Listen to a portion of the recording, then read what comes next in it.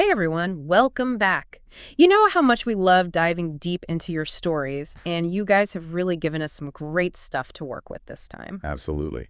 We've got your personal note about wanting to improve your English speaking, and also that conversation from the English Daily Podcast with David and Sarah. Yeah, that podcast had some awesome advice.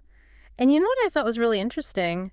That whole idea of immersion. Oh yeah, big topic in language learning. They were talking about surrounding yourself with English as much as possible. Right, like switching your phone settings. Yeah, exactly. Like, why am I still scrolling through Instagram in my native language? Make it English. Make those menus English. Exactly. I should be doing that. But to be honest, I've tried just like watching more movies in English, and it hasn't magically made me fluent. It makes sense. Yeah. Just hearing the language, it isn't really enough. Right. You have to kind of do something with it. You have to actively engage with it. And in the podcast, they talked about thinking in English. Oh yeah, that's a good one. And you mentioned in your note that you love to cook. So how about when you're in the kitchen? Instead of thinking, okay, I need to chop these vegetables, think, all right, time to chop these veggies. Oh, that's a good one. Yeah. It's like turning those everyday tasks into little practice sessions. Exactly. And like they said in the podcast, you've got to practice if you want to get better. Right. It's like learning a new sport. You can't just watch it on TV and expect to be a pro. Exactly. You need to be out there doing it.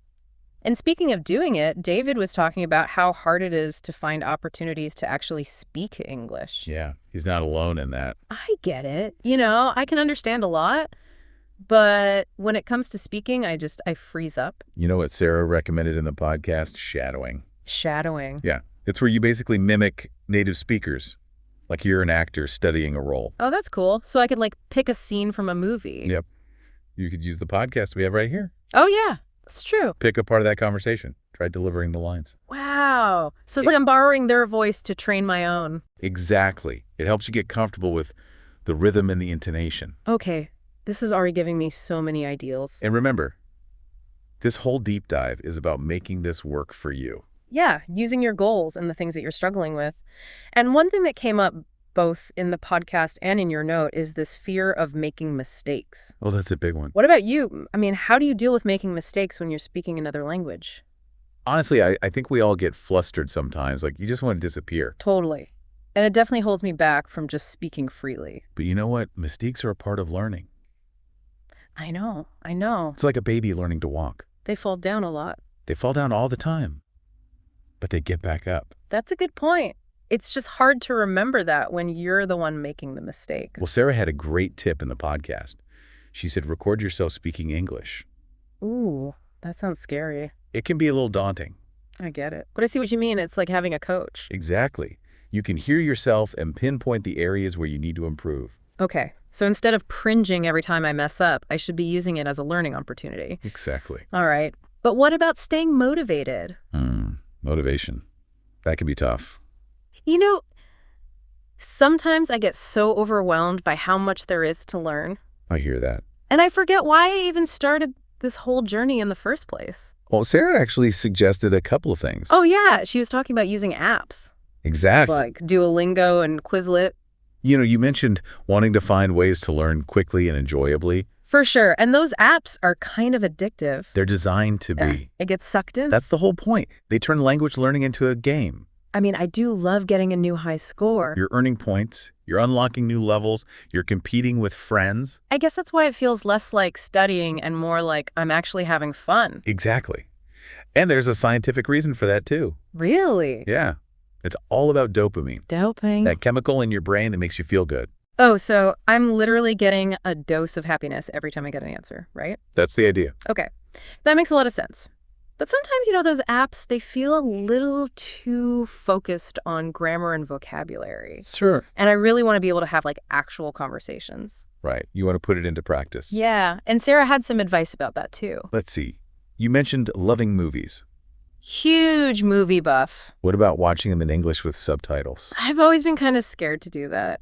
Oh, why? I feel like I would get so caught up in trying to understand every word. You don't have to catch every word. Yeah. You can start with movies you're already familiar with. Okay, so something I've already seen a bunch of times. And then just focus on the overall storyline. And maybe pick up a few new words or phrases along the way. Oh, that's a good strategy. That feels a lot less intimidating. And over time, you can start challenging yourself. Maybe try turning the subtitles off for a bit. Exactly. Okay. This is starting to feel a lot more manageable and even kind of exciting. That's what we want. Yeah. But realistically, I am pretty busy. I get it. We all are. So how do I find the time to actually fit all of this in? Well, it's not about finding big chunks of time. Right. It's about finding those little moments throughout your day. Okay. So like instead of aiming for an hour of studying every day, Right. maybe I could do like 15 minutes of Duolingo on my commute. Exactly. Or listen to an English podcast while you're cooking dinner. Ooh, that's a good one. I could do that. And those small steps, they really add up over time. Okay. So it's all about consistency. Exactly. And don't forget to celebrate those small wins. With small wins. Did you learn a new phrase today? Yeah. Did you understand a whole conversation in English? Acknowledge those achievements. Oh, that's good advice. Yeah, I think I tend to focus on what I'm still not good at We all do. instead of what I've already accomplished. And those little victories, they can really keep you motivated and excited to keep going. Okay. This is all making a lot of sense. And I'm actually feeling really inspired to put some of these techniques into action. Great. That's what we like to hear. But we've still got so much more to uncover, right? Oh, yeah. Let's dive into another really crucial part of language learning, one that I think is often overlooked. I'm intrigued. Let's do it. So we've talked about a lot of practical stuff, Yeah. Shadowing, using apps. But it feels like there's this whole other side to language learning, the mental game. Absolutely. It's huge. It's like you can have all the right tools and techniques, but if you don't believe in yourself, if you're not in the right headspace, it's going to be tough. It's like training for a marathon. Oh, yeah. You could have the best shoes, Yeah. the perfect training plan. But if you don't think you can actually run the race, it's going to be an uphill battle. So how do you develop that confidence, that belief that you can actually become fluent? I think it starts with recognizing those negative thoughts. Oh, I have plenty of those. We all do. It's those voices that say things like, I'm too old to learn a new language, or I'm just not good at this. Ugh, yeah, those voices can be so loud. But you don't have to let them control you. So what do? You challenge them. You reframe them. Okay, give me an example. So let's say you catch yourself thinking, I'll never be able to speak English fluently. Happens all the time. Instead, try saying, I'm learning something new every day, and I'm getting closer to fluency with every step I take. Oh, I like that. It's like turning that negative thought into a positive affirmation. Exactly. It's about shifting your mindset. From like a fixed mindset to a growth mindset. Exactly. You're not stuck where you are. You can always improve. Okay. I can see how that would make a big difference. But what about those days when you're just not feeling it?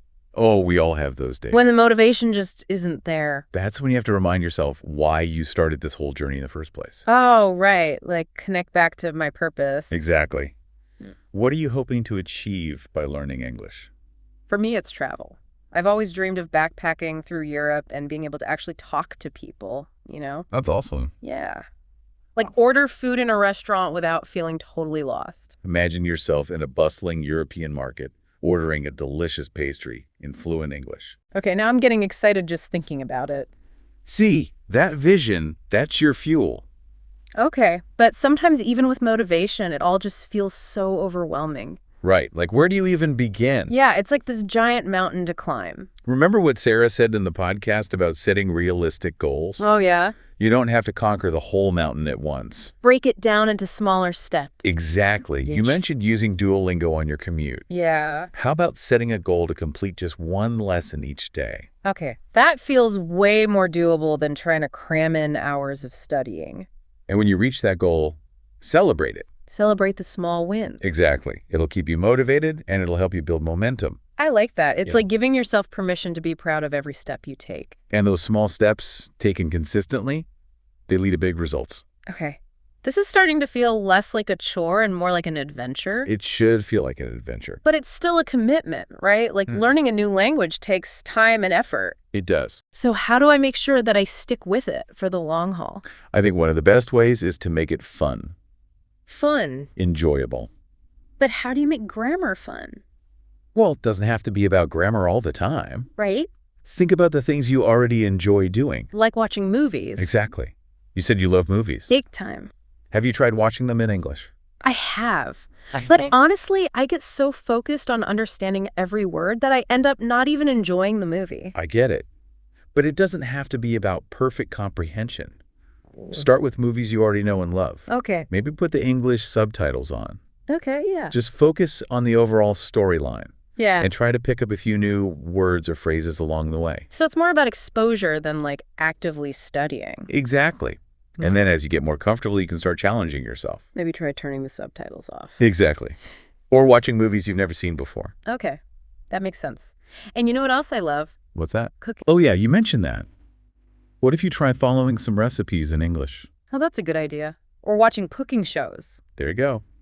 See, you're already coming up with ideas. I am. It's like a light bulb just went off. It's all about finding ways to connect English to the things you're already passionate about. I'm starting to see that. It's not just about studying. It's about making English a part of my life. Exactly. And that's what's so great about your personal note. You're not just looking to learn the language. You're looking to experience it. This deep dive has really helped me connect the dots, you know? It's all about taking those abstract ideas and turning them into something concrete. And actionable. Exactly. Okay. I'm feeling a lot more confident and excited about this whole journey. Good. I'm glad to hear that. But there's one more thing I'm curious about. Oh, what's that? Okay, so we've talked about shadowing apps mindset, but there's one thing Sarah mentioned in the podcast that I still haven't wrapped my head around. Oh, what's that? Finding a language partner. Ah, yes. The classic language partner conundrum. I mean, I get it. It's like the ultimate way to practice speaking. Right, real-world experience. But the thought of it kind of freaks me out. I can understand that. It can be a bit intimidating, putting yourself out there speaking in a new language. Especially with someone you don't even know. But think back to the conversations that David and Sarah had in the podcast. Oh, yeah. How did they approach their practice session? Well, they were both super supportive, like constantly encouraging each other. Exactly. And Sarah even pointed out that everyone makes mistakes. Right. It's part of the process. And that's exactly the kind of dynamic you want with a language partner. Okay, so someone who's patient and understanding. Exactly. Someone who wants to help you improve. Okay, that sounds nice. But where do you even find someone like that? Well, there are a lot of options, actually. Really? You could check out some online language exchange platforms. Oh, like those websites where you can connect with people from all over the world? Exactly. Or you could look for groups in your area. Okay, so like a local English conversation club or something. Exactly. Mm-hmm. And think about the things you're interested in. Like cooking and movies. Right. Right. Maybe there's a cooking class or a film club where you could meet people who are also learning English. Oh, that's smart. So it wouldn't feel as intimidating because we'd already have something in common. Exactly. It's all about finding a comfortable environment where you can practice without feeling self-conscious. I like that. And it doesn't have to be super formal, right? Nope, not at all. Yeah.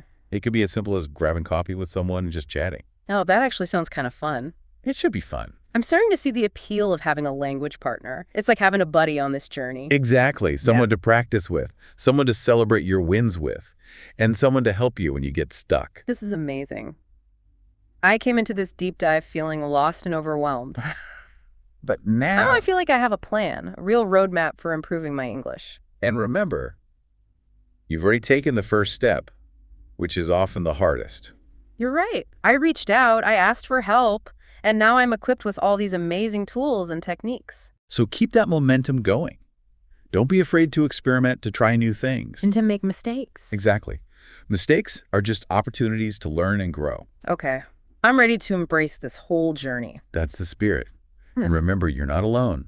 There's a whole community of language learners out there. Really? All going through the same struggles and celebrating the same victories. Wow. I never thought about it like that. So connect with them, share your experiences, support each other.